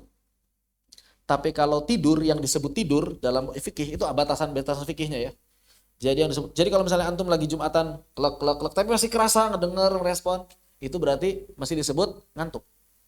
Tapi kalau sudah mimpi, itu tidur. Kalau sudah mimpi itu tidur. Udah benar-benar hilang lingkungan sekitar dan antum malah masuk ke alam mimpi, nah itu namanya tidur. Berarti kalau misalnya antum tidur dalam keadaan tidak mutamakin duduknya, batal. Ada nggak orang yang sholat sampai tidur? Ada. Lagi sujud kan? Nggak rasa apa-apa dia. Imam udah takbir segala macam. Udah batal. Udah langsung wudhu. Jangan terusin sholat. Nggak boleh terusin sholat. Udah batal. Wudhunya udah batal. Kenapa? Karena dia tidak dalam keadaan duduk mutamakin. Nah begitu. Wallahu ta'ala. Jazakallahu khairan. Berikutnya. Contoh sebab peristiwa yang lain. Nah, misalnya mengenai cita-cita dan harapan. Jadi Nabi pernah ditanya atau diusulkan ya oleh Umar bin Khattab radhiyallahu an, bagaimana kalau makam Ibrahim kita jadikan tempat salat. Nah, kemudian turun ayat wattakhidhu mim maqami Ibrahim musalla. Atau dalam riwayat yang lain wattakhadhu mim maqami Ibrahim musalla. Maknanya tidak jauh berbeda. Wattakhadhu khabar yang bermakna amr, ini langsung amr. Nah, itu khabar wattakhadhu mim maqami Ibrahim musalla. Secara lafaz khabar. Wattakhadhu mim maqami Ibrahim musalla. Secara lafaz khabar. Tapi secara makna amr. Makanya inilah uniknya qiraat. Jadi qiraat itu berbeda-beda tapi saling menjelaskan satu dengan yang lain. Beda sama perbedaan lafaz di Injil, bukan Injil, Alkitab orang-orang Kristen. Yang perbedaan lafaz itu benar-benar bertolak belakang. Misalnya yang satu bilang jumlahnya 20.000, yang satu bilang 2.000, kan ini beda, tolak belakang. Tapi dalam Al-Quran itu enggak. Perbedaan variasi qiraat bukan saling bertolak belakang, bukan saling menafikan, tapi saling melengkapi dan saling menafsirkan. Seperti dalam riwayat yang lain, wattakhadhu mim maqami Ibrahim musalla, kita baca wattakhidhu mim maqami Ibrahim musalla. Maknanya sama, amar. Begitu, wallahu ta'ala. Ini sebab peristiwa. Contoh yang lain, sebab peristiwa juga, misalnya adalah peristiwa misalnya perang Hunain, ya. Merespon kekalahan di perang Hunain. Yang awalnya kalah kemudian, awalnya menang kemudian, awalnya kalah kemudian menang kan, Hunain kan. Kalian dulu ujub karena jumlah yang sangat banyak, begitu kan. Itu kan perang mengenai itu. Kemudian perang Uhud, ya, nggak usah sedih kalau kalian sekarang kalah, begitu kan. Itu sebagai sebuah peristiwa. Kemudian misalnya teguran atau solusi atas peristiwa yang dihadapi Nabi seperti surah Abbas, kita udah paham semuanya, Abbas wa ta'ala. Teguran dari Allah Subhanahu wa taala kepada Nabi sallallahu alaihi wasallam. Kemudian at-tahrim, ya ayuhan nabiyyu lima tuharrimu. Dan kasus hadisul ifki, ini kan Nabi lama juga tuh menjawab pertanyaan dari para sahabat. Bener enggak sih sebenarnya? Ya Nabi cuma bilang, tunggu aja jawaban dari Allah. Tunggu aja jawaban dari Allah. Nabi sebagai seorang nabi kan gak bisa berpihak pada siapapun. Tapi dari seorang istri inginnya suami itu selalu berpihak pada istri kan? Nah, Nabi dilema sebetulnya pada saat itu. Apakah mendahulukan sisi kemanusiaannya langsung membela istri beliau? Atau tetap tunduk patuh bahwa beliau adalah dalam diri sebagai seorang nabi, dalam status sebagai seorang nabi. Dan Nabi memilih untuk tidak menjadi seorang suami pada saat itu, tapi menjadi seorang nabi yang menunggu wahyu. Nah, ini yang membuat secara manusiawi membuat Bunda Aisyah kecewa kan. Di akhir riwayatnya, atau tahu kan? Bunda Aisyahnya kecewa pada saat itu. Terima kasih Allah, tapi enggak terima kasih padamu. Aku enggak berterima kasih padamu. Pada Nabi Muhammad itu. Maksudnya, kenapa dulu enggak bela saya? Nabi, walaupun beliau secara manusiawi harus mendukung Aisyah sebagai istrinya, tapi beliau juga sebagai seorang nabi, maka enggak bisa. Nabi itu harus bertindak. Ini salah satu pelajaran yang sangat penting juga ya, bahwa nabi harus bertindak sesuai dengan arahan wahyu. Walaupun bisa jadi pada saat itu, antum bayangin sendirilah. Saya yakin Nabi pun merasakan kesedihan yang besar pada saat itu. Iyalah, siapa yang gak sedih? Istrinya difitnah. Nabi itu pengen membela sebenarnya. Saya yakin itu. Nabi itu pengen membela. Tapi Nabi belum punya jawaban. Antum bayangkan ya. Antum sebagai seorang laki-laki, antum pengen udah nikah. Misalnya istri antum disiksa, di medsos, diapain, dijelek-jelekin segala macam gitu ya. Antum pengen membela. Tapi Allah nyuruh, tapi belum ada jawaban dari Allah. Dan antum sekaligus sebagai seorang nabi, antum bayangkan. Saya nggak ada arahan ini. Harus diam dulu, tawakuf dulu. Lihat komentar istri jelek-jelek. Waduh, gimana rasanya? Wah, dasar istri pezinah gitu kan. Antum gimana rasanya? Wah, saya yakin Nabi itu merasakan juga kesedihan, kepedihan yang luar biasa. Tapi beliau tahan semua itu. Kenapa? Karena beliau seorang nabi. Makanya nggak masuk akal banget lah kalau ada yang bilang Al-Quran ini buatan Nabi. Ya kalau Al-Quran buatan Nabi gampang. Aturin aja. Ini Aisyah nggak bersalah, udah selesai. Gitu. Nabi enggak, Nabi harus nunggu dulu. Nabi harus nunggu dulu. Nunggu dulu lama. Atau misalnya kisahnya banyak ya kisah-kisah, ya termasuk kisah Dzulqarnain kan, Nabi nunggu dulu juga. Kemudian kisah perang Tabuk. Kan Nabi lama juga. Ketika sebagian sahabat nggak mau ikut perang Tabuk, Nabi kan, saya nggak tahu hukumannya apa, nunggu Allah aja nanti. Kalau misalnya Al-Quran dari Nabi, berarti Nabi hukumannya tunggu. Walaupun saya kan Nabi pun merasakan kepedihan yang luar biasa, melihat sahabat-sahabatnya diboykot. Nabi pengen menjawab salam, menjawab sapaan, tapi Nabi nggak boleh. Kata Allah belum. Makanya kan ketika kemudian Allah mencabut hukuman ini, bahagianya luar biasa. Nah, itu kisah-kisah seperti itu bisa jadi tadi ya, ketika kita ingin menyampaikan sebuah ayat, sampaikan kisah itu akan lebih meresap ayat-ayatnya. Hadisnya di bab taubat ada tuh di Riyadhus Shalihin, bab taubat itu bagus, pelengkap hadisnya. Sahih Muslim. Kemudian hadisul ifki juga sama. Itu hadisul ifki itu kalau ada daurah majelis sama' di Sahih Muslim kan panjang tuh. Itu hadis yang pasti bikin nangis kalau dibacain. Apalagi kalau yang bacanya itu bagus. Walaupun baca cepet tapi fasih dan jelas. Terus pakai intonasi yang memang benar-benar lagi cerita. Oh ya, Masya Allah. Bagus kan. Dulu waktu di Wadi Mubarak baca pas hadis Muslim itu, baca pas cerita hadisul ifki, nggak ada yang nggak nangis semua. Karena bagus nih, emosinya bagus peristiwanya.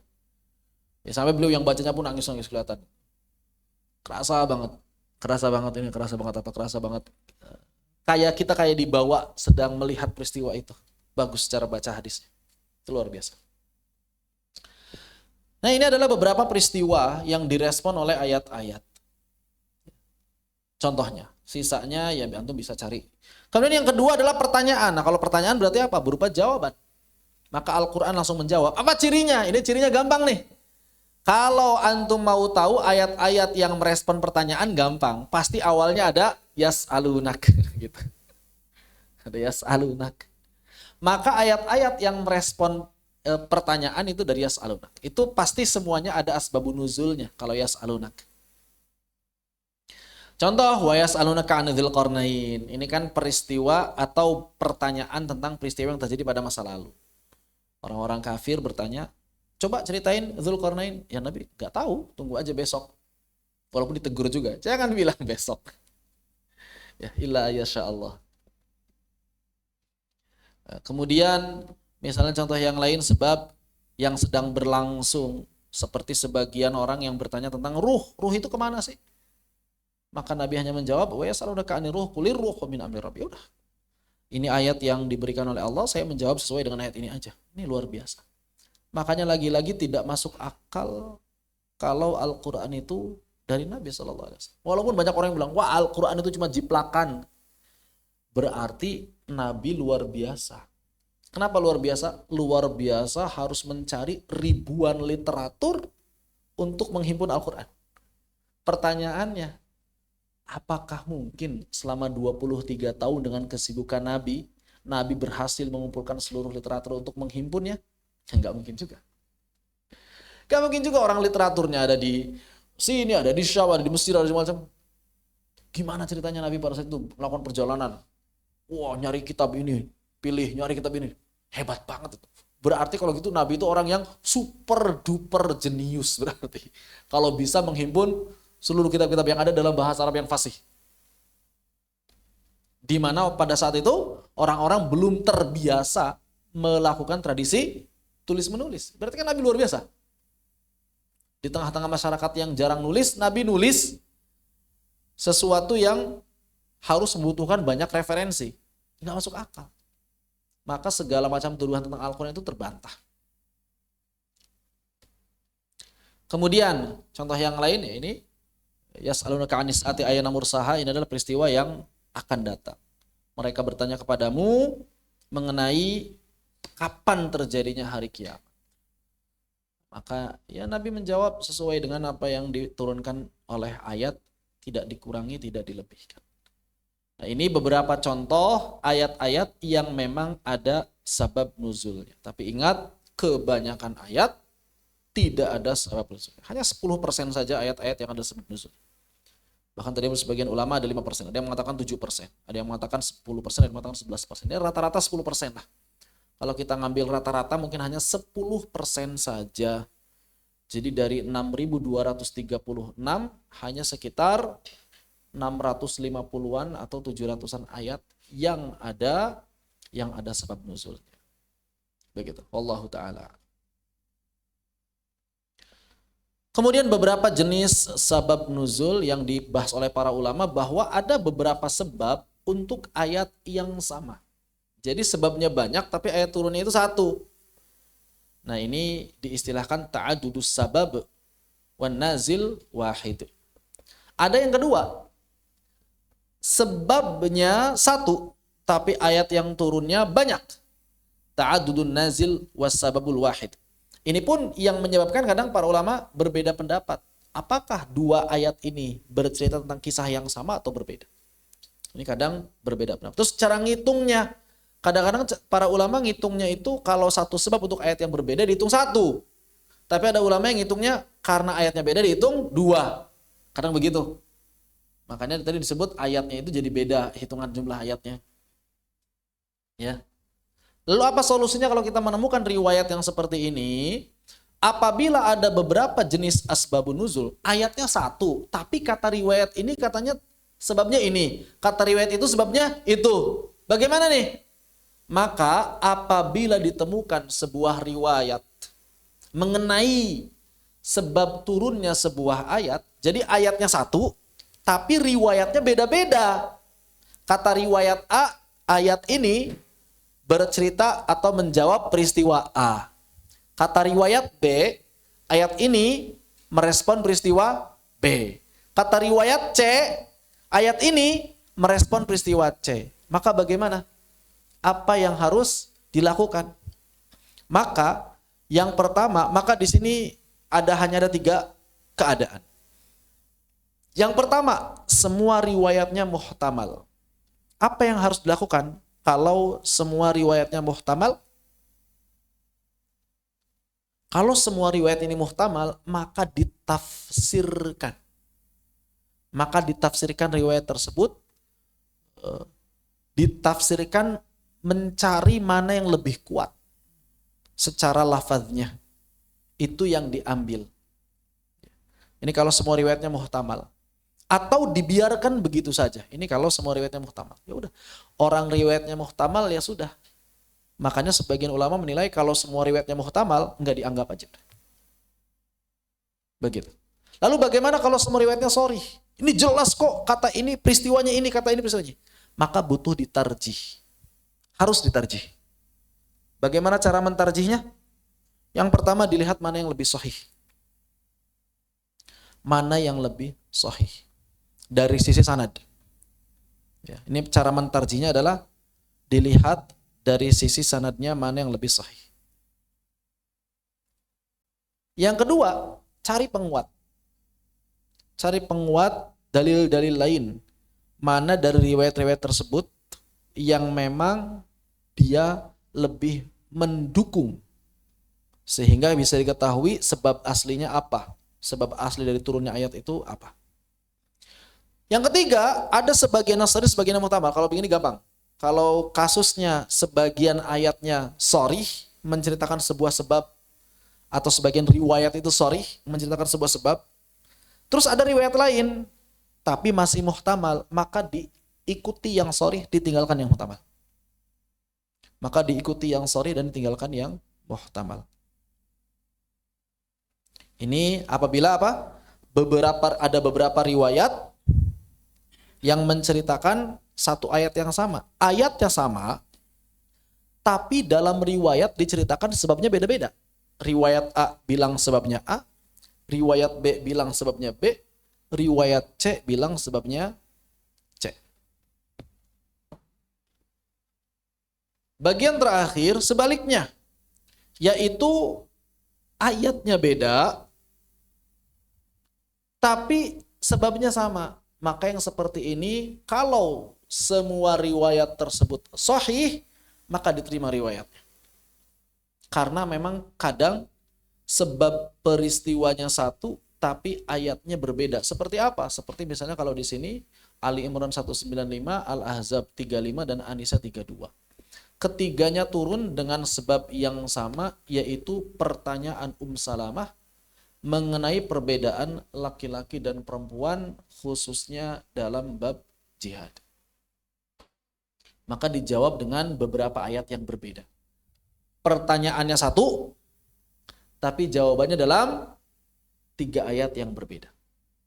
Nah, kalau riwayatnya ini sah, jadi dalam riwayat A, kisah Salamah ternyata melahirkan Ali Imran 195.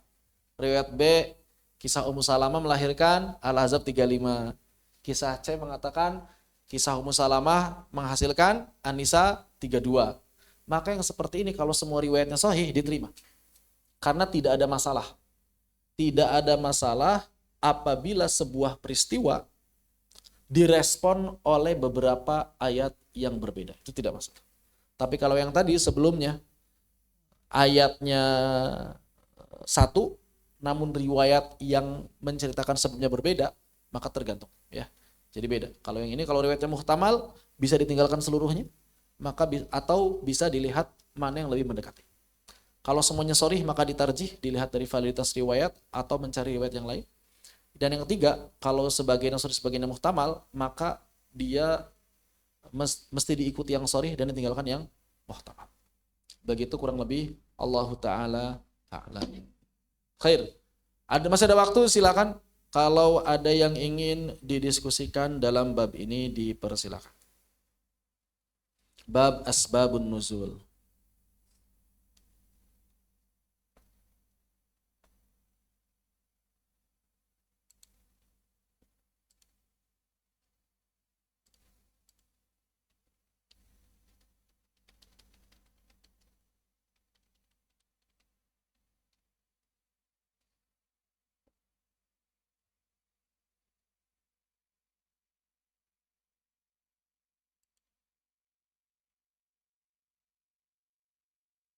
Ya, Lal.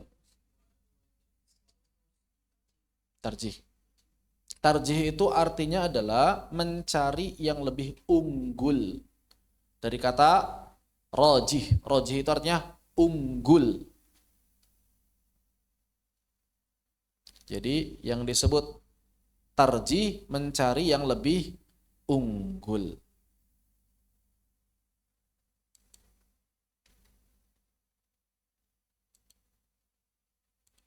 Yang lebih unggul dari siapa? Maka bisa dari sisi riwayat atau dari sisi riwayat itu maksudnya matennya, sanadnya, atau dari sisi matennya. Matennya nanti dilihat mana yang lebih unggul dari sisi matennya. Begitu. Allahu taala.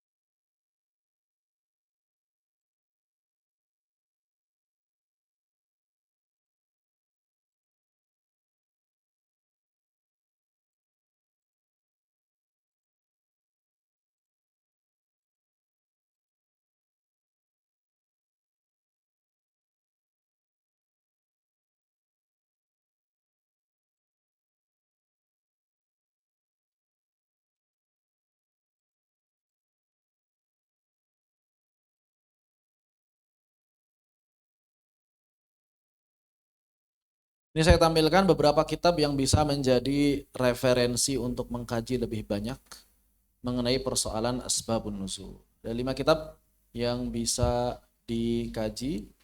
Yang pertama adalah Asbabun Nuzul karya Al-Imam Al-Wahidi. Asbabun Nuzul karya Al-Imam Al-Wahidi. Nah, ini referensi paling klasik ya. Dan paling terkenal tentu saja karena ditulis pada awal-awal pengembangan ulumul Quran. Begitu. Dan rata-rata ulama setelahnya memang mengambil dari sini, baik itu dalam bentuk penukilan ataupun mengkritik. Begitu. Nah, ini kitab ini menceritakan mengenai awalnya, turunnya ayat yang turun pertama apa dan yang terakhir apa, kemudian juga setiap riwayat, setiap sebab yang memang ada di sana. Kemudian yang kedua adalah Al-Ujab. Ini Ibnu Hajar Al-Asqalani. Cuma memang kitab ini nggak selesai, 2 jilid nggak selesai. Baru sampai pembahasan terakhirnya itu di surah An-Nisa. Karena Ibnu Hajar Al-Asqalani usianya tidak terlalu lama juga. Jadi beliau keburu meninggal sebelum menyelesaikan kitab ini, Al-Ujab. Kemudian Lubabun Nuqul. Nah, ini adalah termasuk kitab yang mungkin yang paling banyak dikenal oleh orang-orang zaman sekarang ya ini. Lubabun Nuqul. Al-Imam As-Suyuti. Ini beliau walaupun ringkas tapi berhasil merangkum apa-apa yang ditulis oleh para ulama sebelumnya sekaligus menyeleksi.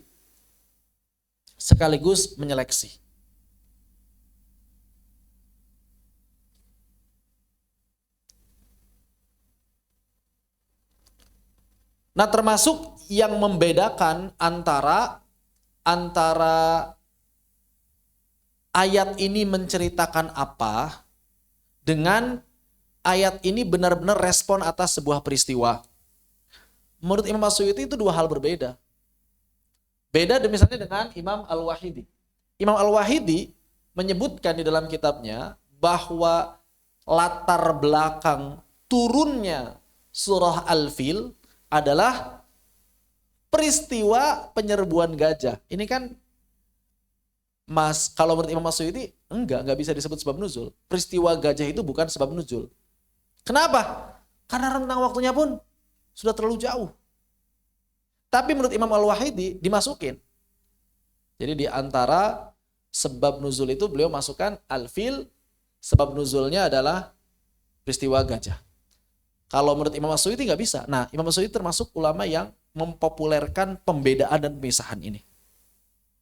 Ayat yang disebut peristiwa yang disebut sebab nuzul sebuah ayat itu yang benar-benar mengiringi peristiwa tersebut, langsung merespon peristiwa tersebut. Adapun peristiwanya kalau udah lama segala macam itu bukan sebab nuzul, itu sebatas menceritakan saja. Nah, ini termasuk dipopulerkan oleh Al-Imam As-Suyuti. Makanya beliau lebih sedikit. Begitu, lebih sedikit lagi karena banyak yang tidak dibahas. Kemudian tashilul wusul. Kalau ini beliau lebih mengumpulkan, menghimpun riwayat-riwayat yang ada dari berbagai kitab tafsir klasik maupun kontemporer. Begitu. Jadi lebih mirip kitab tafsir mungkin kalau yang keempat ini. Kemudian yang terakhir adalah al-isti'ab. Mungkin ini yang paling lengkap dibandingkan yang lain. Kenapa? Karena memang kontemporer zaman sekarang, sehingga beliau menghimpun dari riwayat yang disebutkan para ulama terdahulu, begitu, dan juga dalam kitab ini ada juga beberapa pembahasan sebab nuzul yang menurut beliau riwayat ini lemah. Jadi disebut juga di situ. Ini enggak cocok disebut sebab nuzul karena riwayatnya lemah. Ya begitu ya. Ya ciri khas ulama Saudi kan, ciri khas mereka memang konsentrasi terhadap riwayatnya cukup tinggi. Tapi tidak mesti harus jadi sandaran utama. Karena kadang para ulama pun berbeda pendapat dalam masalah riwayat. Ini pun kadang para ulama berbeda pendapat masalah sanad. Sebagian ulama bilang sahih, sebagian ulama bilang dhaif. Sebagian ulama bilang hasan, sebagian ulama bilang sahih. Itu sebuah hal yang biasa sebetulnya dalam ilmu hadis, itu perkara yang biasa. Jadi bukan perkara yang wah ente mensahihkan hadis yang dhaif, enggak. Biasa aja. Dalam bidang disiplin ilmu hadis itu perkara biasa. Sebagian orang mengatakan sebuah hadis sahih, orang lain mengatakan hadis itu dhaif, itu perkara yang bukan perkara besar. Itu perkara yang sudah biasa di kalangan para penuntut ilmu hadis. Makanya misalnya Imam Al-Hakim itu kan menyebutkan beberapa riwayat yang menurut Imam Hakim itu sahih dalam kitab beliau. Tapi dikritik oleh orang yang lain karena katanya Imam Hakim ini terlalu mudah mensahihkan hadis. Kalau dulu ada Imam Ibnul Jauzi, dikritik juga Ibnul Jauzi. Kenapa? Karena katanya Ibnul Jauzi ini lebih bermudah-mudah dalam mendhaifkan hadis. Nah itu. Jadi para ulama sudah biasa seperti itu. Sehingga kalau misalnya ada perbedaan ulama zaman sekarang, kok ini bisa bilang sahih, ini bisa bilang dhaif, ya biasa aja. Dan enggak bisa jadi standar. Pokoknya kalau kata ulama saya sahih, sahih enggak bisa jadi standar. Pokoknya kalau kata ulama saya dhaif, dhaif enggak bisa jadi standar. Ya antum mau ikut ulama antum silahkan. Orang lain mau ikut ulamanya sendiri juga silahkan. Yang penting ada sandarannya masing-masing. Tapi kalau misalnya antum sudah mempelajari ilmu hadis, silahkan kaji sendiri sanadnya. Kalau nggak bisa ya sudah taklid sama pendapat ulama yang antum yakini. Demikian wallahu taala a'lam. Bismillah.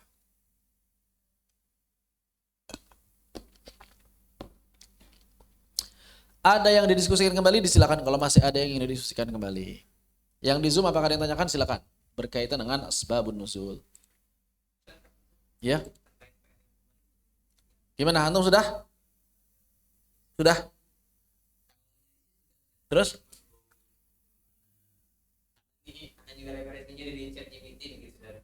Kalau ChatGPT jangan. Kalau ChatGPT jangan. Harus antum cross check ulang. Kapan saja antum bertanya pada ChatGPT, wajib cross check ulang. Karena saya sering terkecoh, bukan terkecoh sih sebenarnya. Saya pikir ini bagus. Misalnya ChatGPT bilang, kalau saya kan seringnya diskusi masalah tajwid sama qiraat yang paling sering ya. Al-Imam Ibnu Jazari mengatakan ini. Saya bilang, di mana kitab ini? Ibnu Jazari bilang ini di mana? Anas enggak ada. Saya bilang mau cari enggak ada. Oh iya, maafkan atas kelalaian saya. Bisa begitu biasanya. Jadi sering begitu ChatGPT itu. Kenapa? Karena ChatGPT itu sering mensimplifikasi. Simplifikasi itu sering membuat Bukan menyepelekan sih. Jadi menganggap semuanya itu simple, membuat simple. Jadi menyimpulkan langsung. Menyimpulkan langsung. Dari apa yang dia cari itu disimpulkan langsung. Itu yang kadang kurang tepat. Apalagi kalau kita biasa membiarkan dia, nggak kritis, maka dia makin menyetir kita. Maka biasakan kritis sama. Jadi ChatGPT itu adalah otak buatan yang mesti kita latih. Cara melatihnya bagaimana? Kita kritik dia. Semakin kita kritik dia, dia akan semakin berhati-hati. Iya, dia belajar. Wah, iya makanya ChatGPT tiap orang bisa beda-beda. Di HP saya, di HP antum bisa beda hasilnya dengan pertanyaan yang sama. Kalau kita tidak terbiasa mengkritik ChatGPT, dia akan menganggap selalu benar. Itu yang sering terjadi di kalangan orang-orang yang nggak paham ilmu secara utuh dan beriktimad, berpegang teguhnya itu pada ChatGPT. Saya memang kalau susah nerjemahin, kalau itu pakai ChatGPT. Tapi saya kritik, kok terjemahannya begini sih? Kenapa begini? Saya butuh rincian, nggak asal gini. Maka dia rinci itu.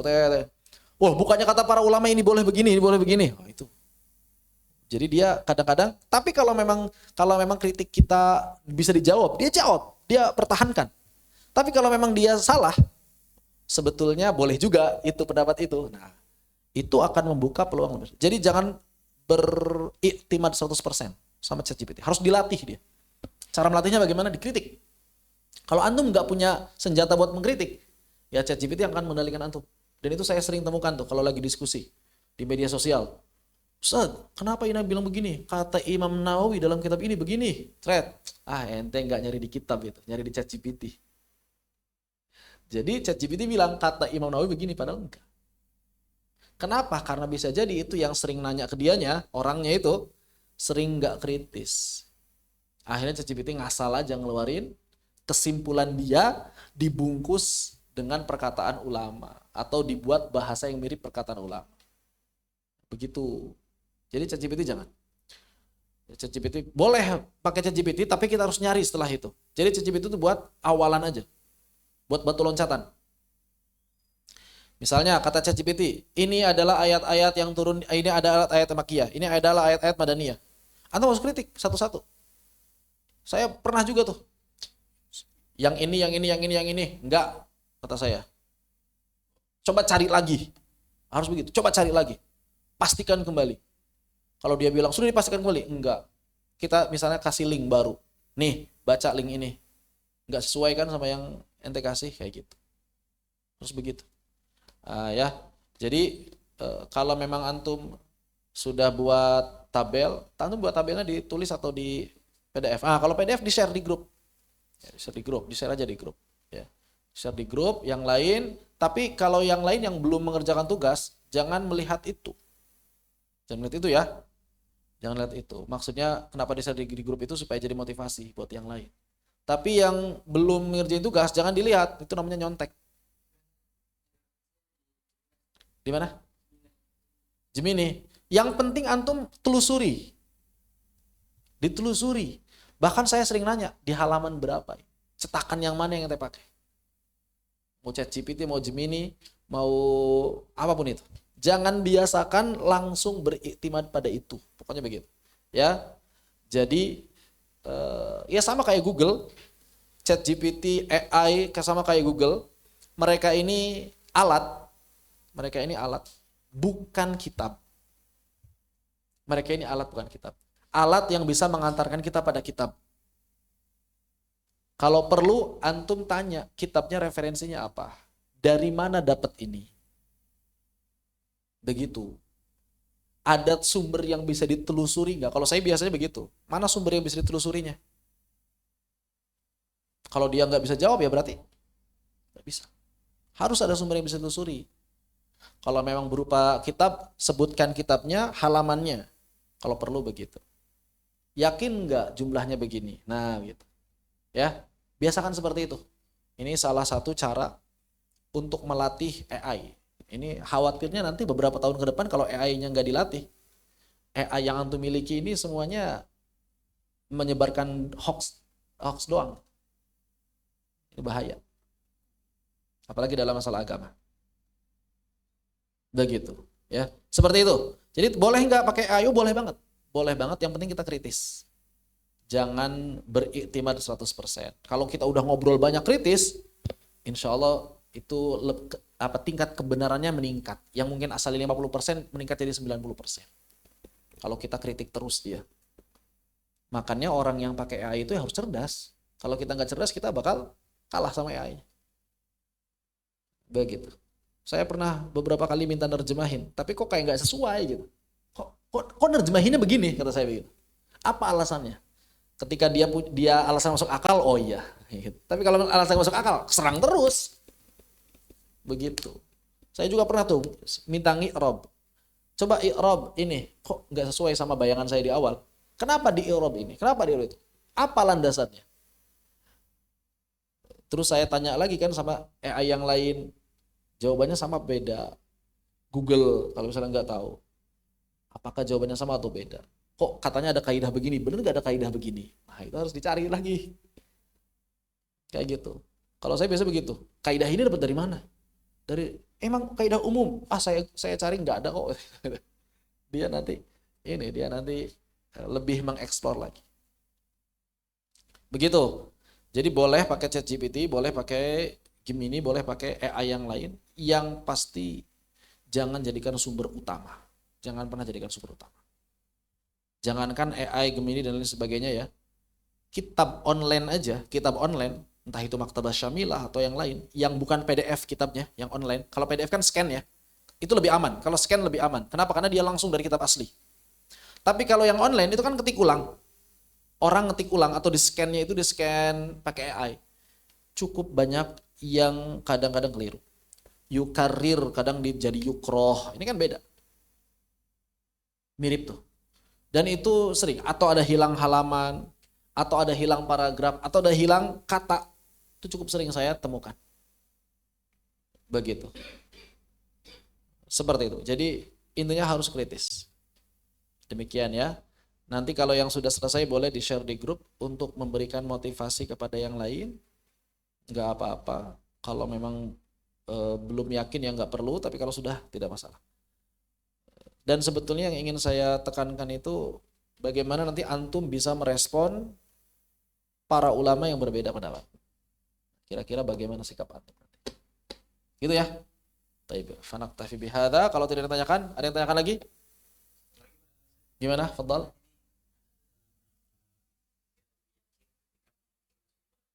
Ini juga tanya kitab-kitabnya di antaranya tentang Kiai Muslimin gitu kan.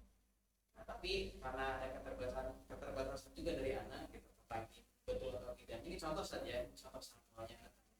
Pendapat yang lebih dulu yang mana Kiai adanya itu berkaitan dengan makan atau sama. Kata dia jawab, jadi dia jawab yang lebih rojih katanya sama. Dikasih dari keunggulannya, kemudian referensi kitabnya. Katanya lagi di halaman berapa ini baru segala macam. Jawabannya tapi mohon maaf itu tidak bisa disampaikan karena setiap cetakan berbeda gitu. Tanya aja cetakan yang salah satu cetakan aja yang bisa ditelusuri secara langsung begitu. Begitu. Pokoknya kalau masalah penukilan kita nggak bisa beriktimad pada mesin. Kalau nukil, tapi kalau kesimpulan oke, nggak masalah kalau kesimpulan. Kalau kesimpulan silakan nggak masalah. Tapi kalau penukilan nggak. Bahkan kadang-kadang dia ngasih ibarahnya ngasal, entah dari mana. Itu kesimpulan dia sendiri. Itu sering tuh. Saya sering sekali menemukan begitu. Imam Nawawi mengatakan A, orang nggak ada perkataan ini. Di halaman berapa coba? Oh itu cuma hasil dia aja, hasil generate dia. Kesimpulan dia itu begitu dari perkataan Imam Nawawi. Tapi kan belum tentu begitu kesimpulannya. Harus cari tahu aslinya. Begitu ya. Seperti itu. Jadi terutama penukilan ini nggak bisa bersandar 100%. Terutama penukilan tidak bisa disandarkan 100%. Tapi kalau kesimpulan bisa. Yang penting antumnya kritis juga. Kalau memang ada kesimpulan ulama yang lain, antum kasih. Tapi ulama yang lain berkesimpulan seperti ini. Nah, coba lihat respon dia bagaimana ketika pendapat lain dikemukakan pada dia. Itu biasanya kalau sering dilatih begitu, nanti dia terlatih untuk lebih hati-hati dan lebih spesifik ngasih jawabannya, lebih jelas. Intinya harus dilatih. Itu harus dilatih. Otak itu harus dilatih, otaknya AI itu harus dilatih. Kalau kita cuma nanya-nanya doang dan kita langsung berserah, oh iya, oh iya, oh iya, itu bahaya. Itu bahaya. Jadi nanti ya dia menganggap bahwa kebenaran itu akan selalu datang dari dia. Ah, lawan bicara saya percaya terus ini. Nah itu ya, dia jadi tuan, kita jadi hambanya. Dibalik, dibalik, begitu. Jadi debat dulu kalau sama AI itu harus didebat dulu. Malah saya latihan debat itu ya latihan sama AI, enak latihan debat sama dia itu. Jadi ngelatih, nalar kita terlatih, nalar dia juga terlatih. Kan begitu. Kecuali kalau memang kita mintanya yang simpel-simpel, bikinin gambar, ini kan nggak perlu didebat. Tapi kalau gambarnya salah, ya debat lah. Ente gimana sih nggak bener ini bikin gambar? Madep ke kanan bilangnya madep ke kiri hasilnya, nah, gitu. Itu debat juga. Begitu. Allah Ta'ala a'lam. فنقتفي بهذا والحمد لله رب العالمين اللهم صل أفضل صلاة على أسعد مخلوقاتك سيدنا محمد وعلى آله وصحبه وسلم عدد معلوماتك ومداد كلماتك كلما ذكرك ذاكرون وغفل عن ذكرك الغافلون سبحانك اللهم وبحمدك أشهد أن لا إله إلا أنت أستغفرك وأتوب إليك بسم الله الرحمن الرحيم والعصر إن الإنسان لفي خسر إلى الذين آمنوا وعملوا الصالحات وتواصوا بالحق وتواصوا بالصبر السلام عليكم ورحمة الله وبركاته Waalaikumsalam warahmatullahi wabarakatuh.